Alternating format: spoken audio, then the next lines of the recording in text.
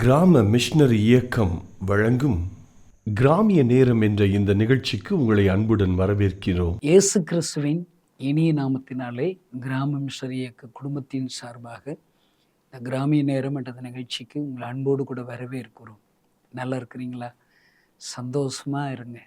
அல்லேலூயா. பவுல் தன்னுடைய நிருப புஸ்தகத்தில் எழுதும்போது சந்தோஷமா இருங்கள் மறுபடியும் சொல்லுகிறேன் என்று சொல்லுகிறார். அல்லேலூயா. பாருங்க, நாம் எல்லாரும் மகிழ்ச்சியாக இருப்பதற்காகத்தான் ஆண்டவர் நம்மளை தெரிந்திருக்கிறார். நமக்காக இந்த உலகத்தில் மனிதராக வந்தார். நம்முடைய பாரங்களை அவர் சுமந்தார். சிலுவை இல்லை, நமக்காக ரத்தம் சிந்தினார். அல்லேலூயா.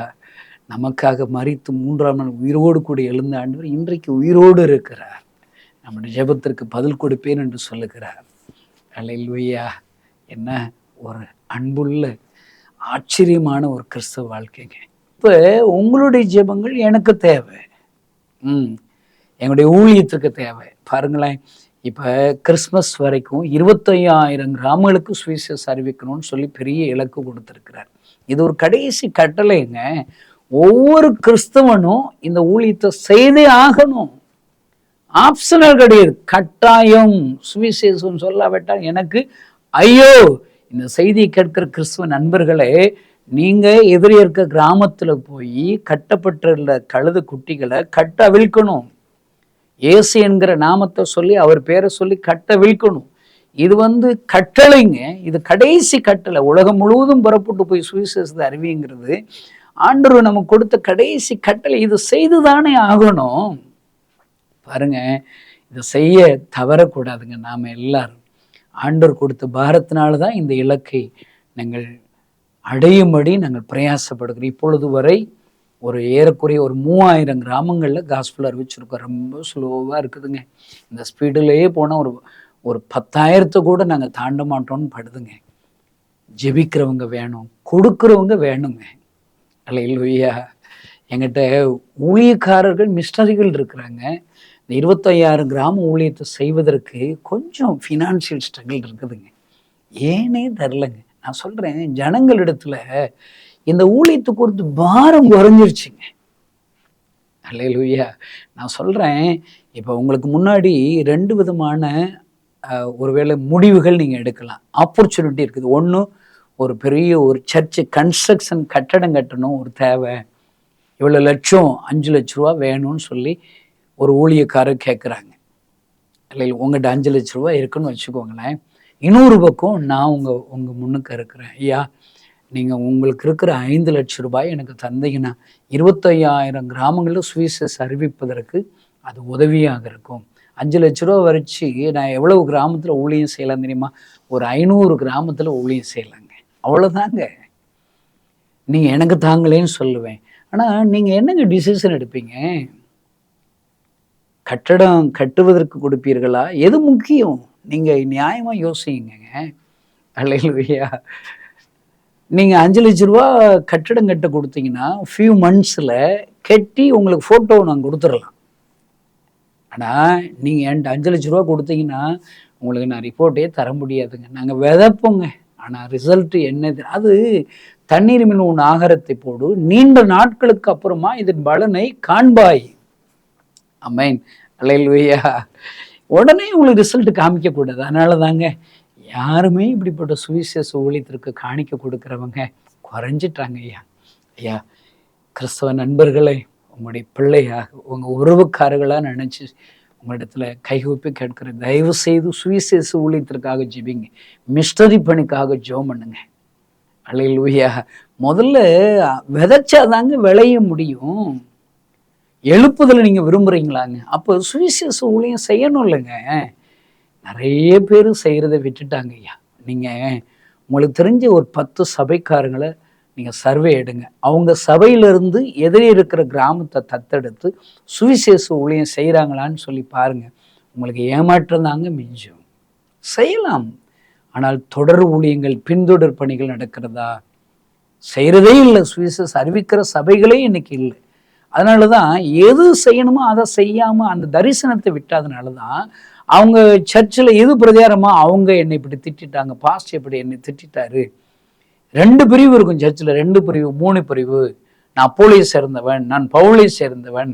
ஏன்னா தரிசனம் இல்லாத இடத்துல எல்லாம் ஜனங்கள் சீர்கட்டு போவார்கள். இன்றைக்கு கிறிஸ்தவ உலகமே சீர்கட்டு போச்சுங்க. அருமையான தேவனுடைய பிள்ளைகளை, சுவிசேஷ ஊழியத்திற்காக உங்கள் ஜெபம் வேணுங்க. அல்லேலூயா.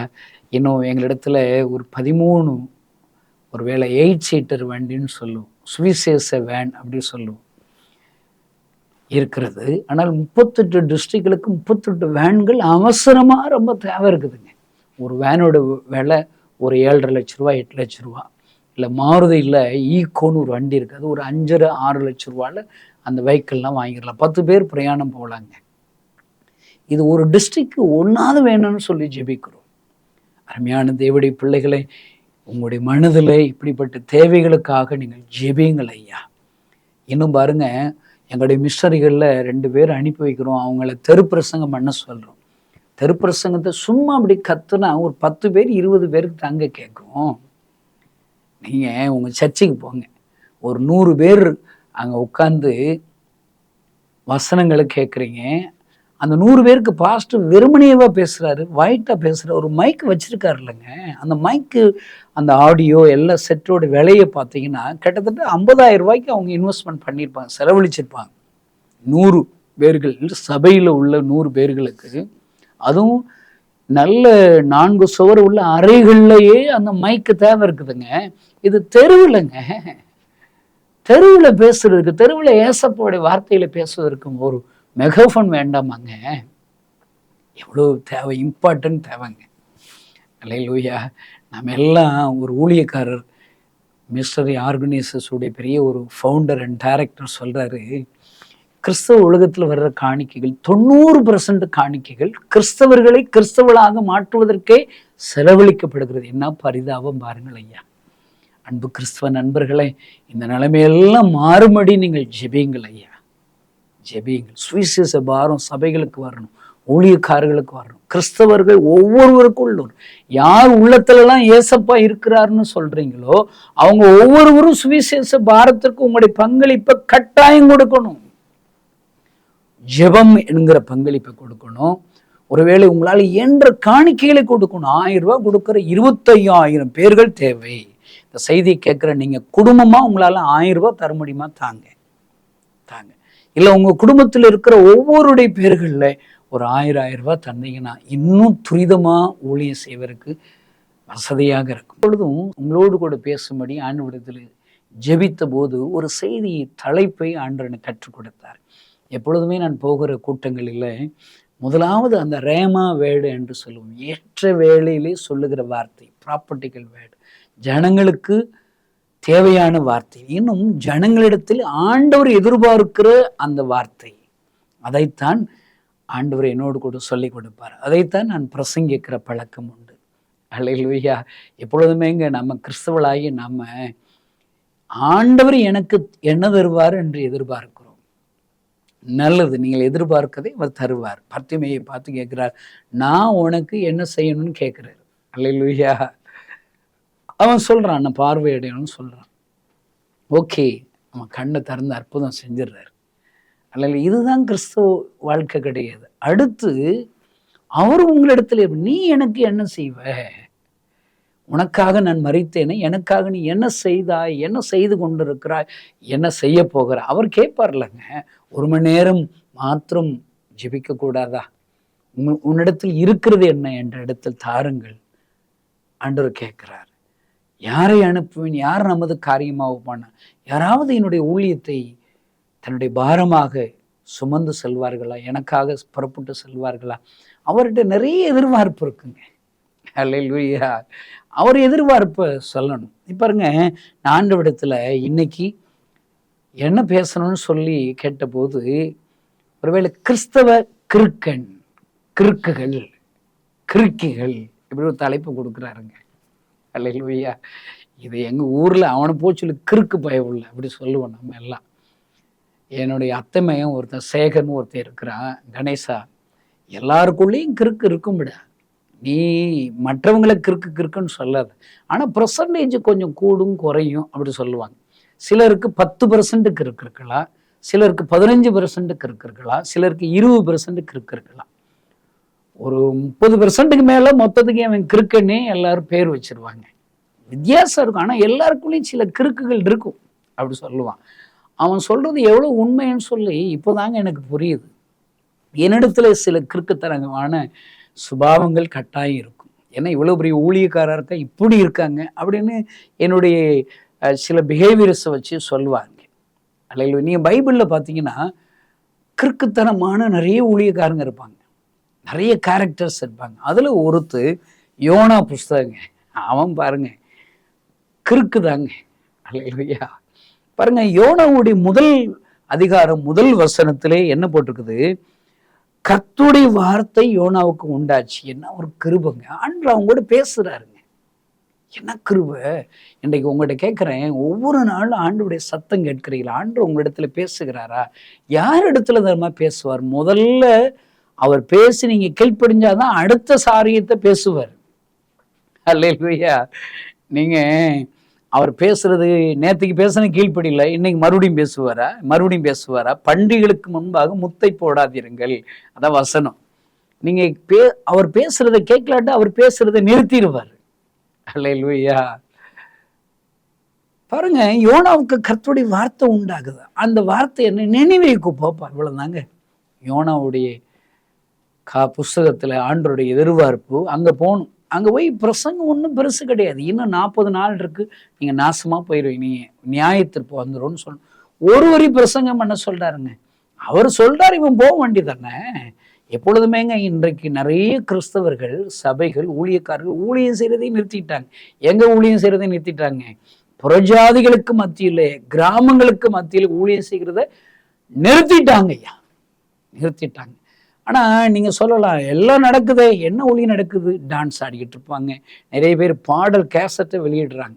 நிறைய பேர் பாட்டை ஷூட்டிங் எடுக்கிறதுக்கு நிறைய நாட்கள் நிறைய பணங்கள் செலவழிக்கிறாங்க.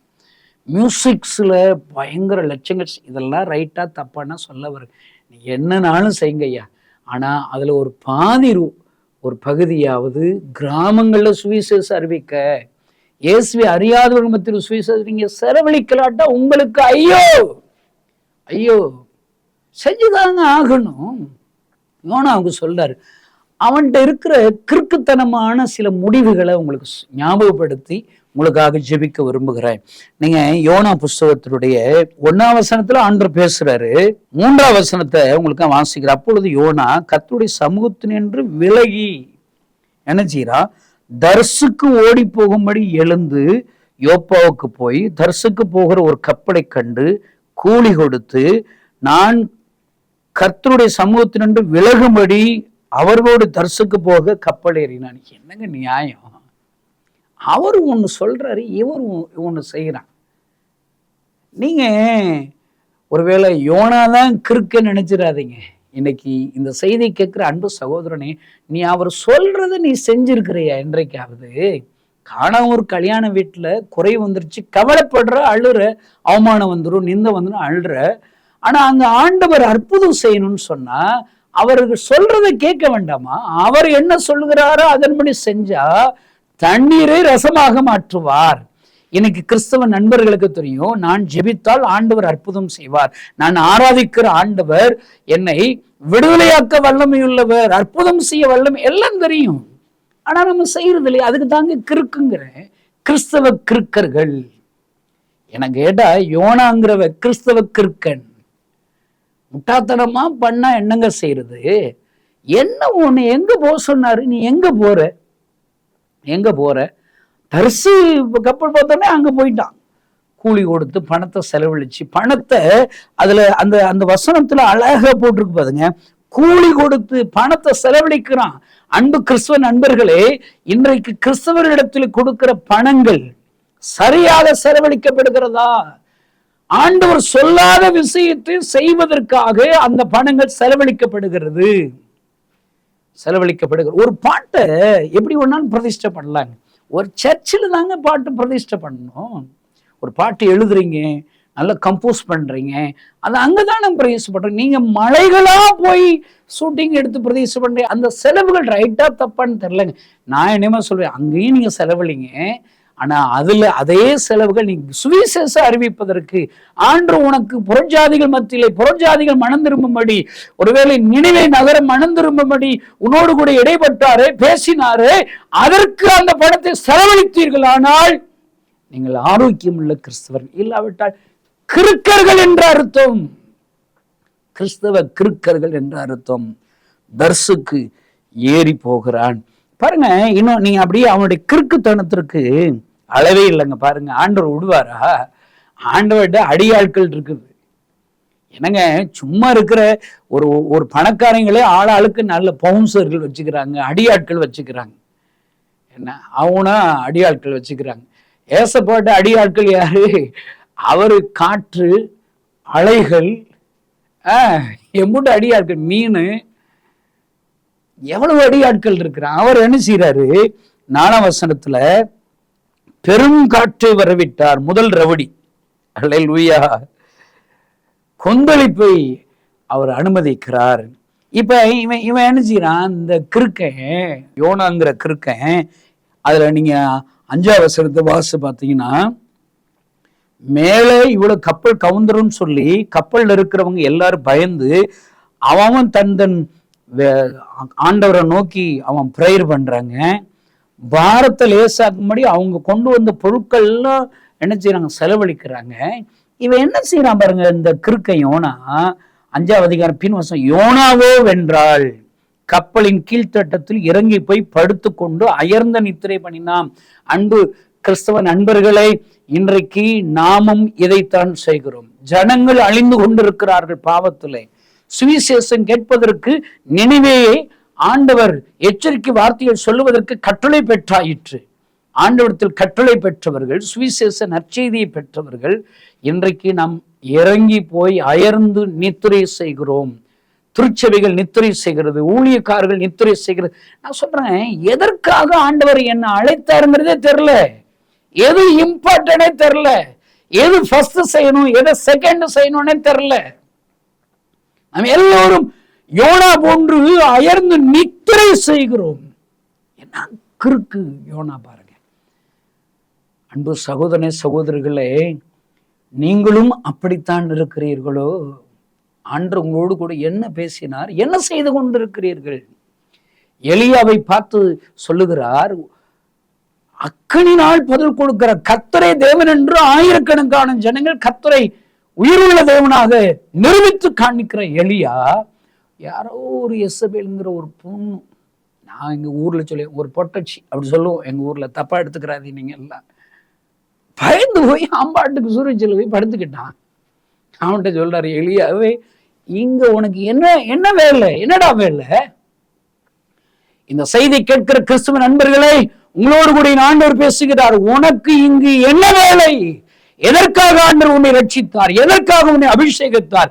எதற்காக உனக்கு ஜீவனை கொடுத்தார்? எதற்காக உனக்கு அரசாங்க வேலையை கொடுத்தார்? எதற்காக உனக்கு தொழிலை கொடுத்தார்? என்ன செய்து கொண்டிருக்கிறாய்?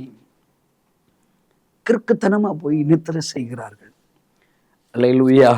பாருங்க, இன்னும் பாருங்க, சரி பின்மாற்றம் ஆகும்போதுதான் கிறுக்குத்தனம் இருந்துச்சுன்னா, இப்ப மனம் திருமண பெறவும் நிறைய கிறுக்குத்தனம் இருக்குதுங்க அவனுக்கு. இங்க பாருங்களேன், என்ன மனம் திரும்பிட்டான் யோனா, மனம் திரும்பிட்டான். மனம் திருமண பிறகுமே 4ஆம் அதிகாரம் 1ஆம் வசனம், யோனாவுக்கு இது மிகவும் விசனமாய் இருந்தது, கடும் கோபம் கொள்ளுகிறான். என்ன கடும் கோபம்? ஆண்டவரு அவங்க எல்லாம் உபவாசத்தோடு கூட, அந்த ராஜா அந்த ஜனங்கள் எல்லாம் உபவாசத்தோடு மிருகஜீவன்க பிள்ளைகளோடு உபவாசம் பண்ணோடனே மனம் மாறிட்டார். அழிக்கணுங்கிற இருதயத்தை விட்டு மனம் மாறிட்டார். உடனே இவன் பாருங்க கிறுக்குத்தனமா கடுங்கோபம் கொள்கிறான், எரிச்சல் அடைகிறான். 3ஆம் வசனத்தை சொல்ற, இப்பொழுதும் கர்த்தாவே என் பிராணன் என்னை விட்டு எடுத்துக்கொள்ளும், நான் உயிரோடு இருக்கிறதை பார்த்து சாகிறது நலமாயிருக்கும். என்னப்பா இவன் சொன்ன தீர்க்க தரிசனம் நிறைவேறலையா? நான் சாக போறேங்கிறான். என்ன கிறுக்குத்தனம் பாருங்க. இன்னும் அவனுடைய கிறுக்குத்தனவனுக்கு அளவே இல்லைங்க, நீண்டு கொண்டே இருக்கிறது. இவன் என்ன செய்யறான்? அங்க நினைவேல என்ன நடக்குன்னு ஒரு குடிசை போட்டு அங்க வேடிக்கை பார்க்கறதுக்காக உட்கார்ந்துருக்கான். இன்னைக்கு திருச்சபைகள் வேடிக்கை பார்க்குதுங்க. ஊழியக்காரங்க வேடிக்கை பார்க்குறாங்க. எப்படி இவங்க குடிச்சிட்டு சாகுறதெல்லாம் நம்ம வேடிக்கை தாங்க பார்க்குறோம். தெபொராளை நான் தாயாக எழும்பும் அளவும் கிராமங்கள் பாழாய் போயின. வேதம் அழகா சொல்லுகிறது. அன்பு சகோதரனை, நீங்களும் நானும் தாயாக எழும்பாவிட்டால் கிராமங்கள் பாழாய் போயிரும். எல்லாம் நடக்கிறது. யாருங்க எதிரே இருக்க கிராமத்துக்கு நம்ம போறோம்? சுவிசேஷத்தை யாருங்க அறிவிக்கிறோம்? இப்ப கிறிஸ்துமஸ் வருதுன்னா இந்த கிறிஸ்துமஸ் எப்படி கொண்டாடணும்னு திட்டம் எடுக்கிறோம். இந்த கிறிஸ்துமஸ் செய்தியை மற்றவர்களுக்கு சொல்லணும்னு சொல்லி திட்டம் இருக்கிறதா? இந்த வருடத்தில் நம் திருச்சபையின் மூலியமாக ஒரு கிராமத்தில் சுவிசேஷம் அறிவிப்போம், பின்தொடர் சனி செய்வோம், அங்க இடத்தை வாங்கி ஒரு ஆலயத்தை கெட்டுவோம் என்கிற தரிசனம் இல்லாதபடி உன்னுடைய திருச்சபை வச்சு என்னையா பிரயோஜனம்? உன்னை ரட்சித்து என்னையா பிரயோஜனம்? உன்னை பரிசுத்த ஆவியுடைய அபிஷேகத்தினால் அபிஷேகித்திருக்கிறார், என்னை அந்நிய பாஷையில் நிரப்பினார் என்று சொல்லுகிற கிறிஸ்தவனை என்ன பிரயோஜனம் உன்னுடைய அந்நிய பாஷையினாலே? உங்க அந்நிய பாஷை குப்பையில போட வேண்டியதான். அந்நிய ஜனங்களுக்கு சுவிசேஷத்தை அறிவிக்கும்படி ஆண்டவரால் கொடுக்கப்படுகிற பாஷைகள் ஐயா, வல்லமைகள் ஐயா, அந்த ஆண்டவருடைய வேலைக்கு பிரயோஜனம் இல்லை என்றால் அந்நிய பாஷை பேசி என்ன பிரயோஜனம்? நாம் அந்நிய பாஷை பேசி தனக்கு பக்தி விருத்தி உண்டாக பேசுகிறான். எதற்காக? பக்தி விருத்தியாகி என் ஆண்டவருடைய இருதயத்தை அறிந்து, இருதயத்தை நினைவுகளை அறிந்து, அவருடைய பாரத்தை அறிந்து சுவிசேஷத்தை அறிவிக்க வேண்டும். அல்லேலூயா. பாருங்க, இவன் வேடிக்கை பார்க்கிறான். ஆண்டவர் பாருங்க ஒரு ஆமணக்கு செடியை உண்டாக்குறாரு. ஆமணக்கு செடி அதுல பயங்கர சந்தோஷமா இருக்கான். நல்ல ஞாபகம், இந்த செய்தியை கேட்கிற யாரா இருந்தாலும் சரி, ஆண்டவர் அழகாக ஒரு திருச்சபையை ஆமணக்கு செட்டி போல உனக்கு கட்டி கொடுத்திருக்கிறாரா? ஓங்கி வளர செய்து விட்டாரா? கட்டடத்தை உன் பிசினஸ் வளர செய்து விட்டாரா?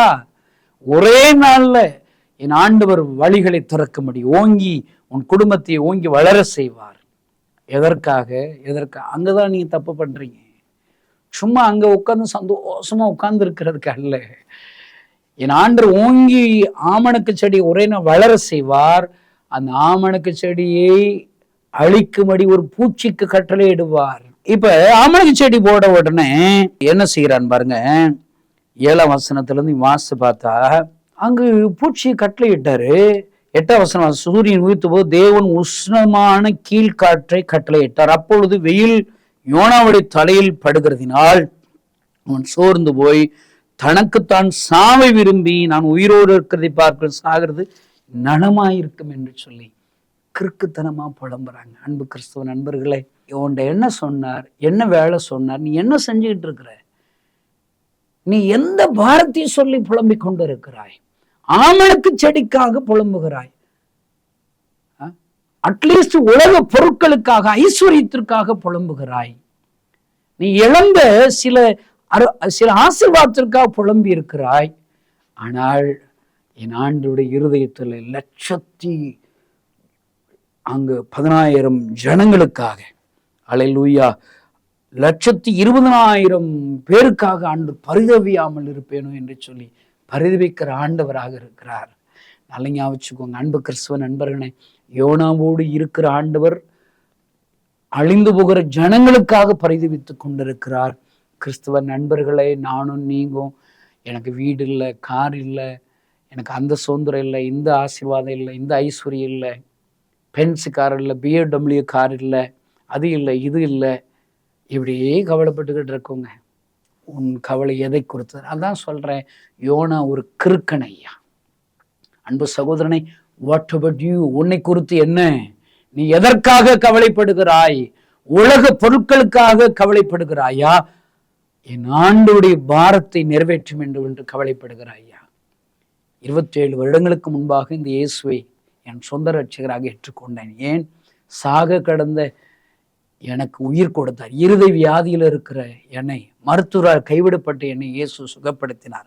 என் கண்ணீரை துடைத்தார். என் கண்ணீரை துடைத்த ஆண்டவர் என் கண்கள் முன்பாக கண்ணீரோடு அழுது கொண்டிருக்கிற அந்த தரிசனத்தை நான் பார்த்தேன். உலகத்தில் உள்ள எல்லா ஜனங்களுக்கும் அழுகிறார். தன் பாரங்களை சொல்லி சொல்லி அழுகிறார். என் கண்ணீரை துடைத்த ஆண்டவர் கண்ணீர் வடிக்கிறார். என் வாழ்நாள் எல்லாம் அவருடைய கண்ணீரை துடைக்கட்டும் என்று சொல்லி அவருடைய பாரத்தை அறிந்து, ஏசப்பா அழாதீங்க, நான் இருக்கிறேன்னு சொல்லி அவர் கைகளில் என் வாழ்க்கை அர்ப்பணித்திருக்கிறேன். 27 வருடங்களாக என்னால் என்ற ஊழியத்தை நான் செய்கிறேன். எனக்கு தெரிந்த வார்த்தைகளை பிரசங்கிக்கிறேன் ஐயா. ஆண்டவர் என்னை பயன்படுத்துகிறார். அன்பு சகோதரனே, நீ என்ன செய்ய போகிறீர்கள்? யோனாவை போன்று கிறுக்கர்களாக புலம்புகிறோமா? அவருடைய இருதயத்தை அறிந்து செயல்படுகளாக மாறுகிறோமா? கண்களை மூடி நாம் ஜெபிப்போம். பரலோகத்தில் இருக்கிற எங்கள் அன்பு தகப்பனே, மக்கள் நன்றி செலுத்துகிறோம், துதிக்கிறோம். யோனாவை போன்று கிறுக்குத்தனமான புலம்பல்களை என்னை விட்டு, இந்த செய்தியை கேட்கிற ஒவ்வொருவரை விட்டு விலகட்டும் என்று நான் ஜெபிக்கிறேன்ப்பா.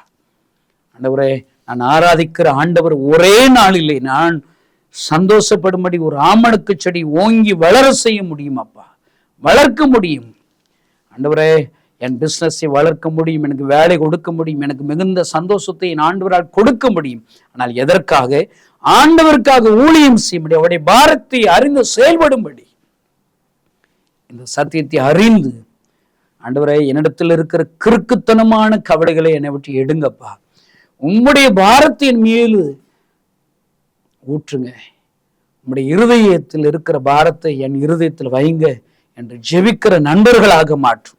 இந்த செய்தியை கேட்கிற ஒவ்வொருவரையும் உம்முடைய கைகள் ஒப்பு கொடுக்கிறானப்பா, செயல்படுகளாக மாற்றும். யோனாவை பயன்படுத்தி 120,000 பேர்களை நினைவேல மனம் திரும்ப செய்தீரே. அல்லேலூயா, அல்லேலூயா. ஆண்டவரே, இந்த செய்தியை கேட்கிற ஒவ்வொருவரையும் பயன்படுத்தி கோடிக்கணக்கான ஜனங்களை ரட்சித்து உம்முடைய பிள்ளையா மாற்றும். எங்கள் இந்திய தேசமுக்கு சொந்தமாக மாறட்டும். இயேசு நாமத்தினால் பிதாவே, ஆமென். இந்த செய்தி நிச்சயமாக உங்களை செயல்பட தூண்டிருக்கும் என விசுவாசிக்கிறோம். நீங்களும் எங்களோடு இணைந்து தேவனுக்காக ஏதாவது செய்ய விரும்புகிறீர்களா? கீழ்கண்ட எங்களது ஊழிய திட்டத்திற்காக ஜெபிக்க முன்வரலாமே. தமிழ்நாடு மற்றும் பிற மாநிலங்களிலும் ஆலயம் கட்ட தேவையாய் உள்ள 1000 கிராமங்களில் இடம் வாங்கி ஆலயம் கட்டப்பட ரூபாய் 5 லட்சமோ அல்லது அதில் ஒரு பகுதியோ கொடுத்து ஆலயம் கட்டி கொடுப்போர் எழும்ப ஜெபியுங்கள். சூனேமியால் எலிசாவுக்கு ஒரு அறை வீட்டை கட்டி கொடுத்தது போல புதிய மிஷனரிகள் தங்கி பயிற்சி எடுப்பதற்கு ரூபாய் 2 லட்சம் கொடுத்து ஒரு மிஷனரி வீட்டை கட்டி கொடுப்போர் எழும்ப ஜெபியுங்கள். நாம் சந்திக்கும் வாலிபர்கள் மற்றும் ஆரம்ப விசுவாசிகளை கிறிஸ்துவுக்குள் வளர செய்ய ரூபாய் 300 கொடுத்து முழு வேதாகமும் வாங்கி கொடுப்போர் எழும்ப ஜெபியுங்கள். நாம் பணி செய்யும் 8 மாநிலங்களிலும் உள்ள 880 மிஷனரிகளை மாதந்தோறும் ரூபாய் 10,000 கொடுத்தோ அல்லது இயன்ற காணிக்கையை கொடுத்தோ தாங்குவோர் எழும்ப ஜெபியுங்கள். தமிழ்நாடு மற்றும் பிற மாநிலங்களிலும் துரிதமாக சுவிசேஷம் அறிவிக்கவும் பின்தொடர் பணிக்காகவும் சுவிசேஷ வாகனங்கள் வாங்கி கொடுப்போர் எழும்ப ஜெபியுங்கள். தங்கள் வாலிப மற்றும் சிறு பிள்ளைகள் ரட்சிக்கப்பட, அபிஷேகிக்கப்பட மற்றும் இயேசுவுக்கு சாட்சியுள்ள பிள்ளைகளாக வளர கண்மணி பிள்ளைகள் இயேசுவுக்காக திட்டத்தில் தங்கள் பிள்ளைகளை இணைக்கிற பெற்றோர்கள் எழும்ப ஜெபியுங்கள். இந்தியா முழுவதிலும் இன்னும் துரிதமாக நம் மிஷனரி பணிகள் நடக்க மாதந்தோறும் அல்லது வருடத்திற்கு ஒரு முறையாவது ரூபாய் 1000 கொடுத்து எழுப்புதல் விரும்பும் பங்காளர் திட்டத்தில் இணைகிற அநேகர் எழும்ப ஜெபியுங்கள். மேலும் எங்களோடு தொடர்பு கொள்ள விரும்பினால் திரையில் காணும் எங்கள் முகவரியும் குறித்துக் கொள்ளுங்கள். கிராம மிஷனரி இயக்கம், தபால் பெட்டி எண் 51, விருதுநகர் 626001. இந்த நிகழ்ச்சியையோ அல்லது எங்கள் ஊழியத்தையோ நீங்கள் தாங்க விரும்பினால் எங்கள் தொலைபேசி எண்ணை குறித்துக் கொள்ளுங்கள். 7378000444. கர்த்தர் தாமே உங்களை ஆசீர்வதிப்பாராக.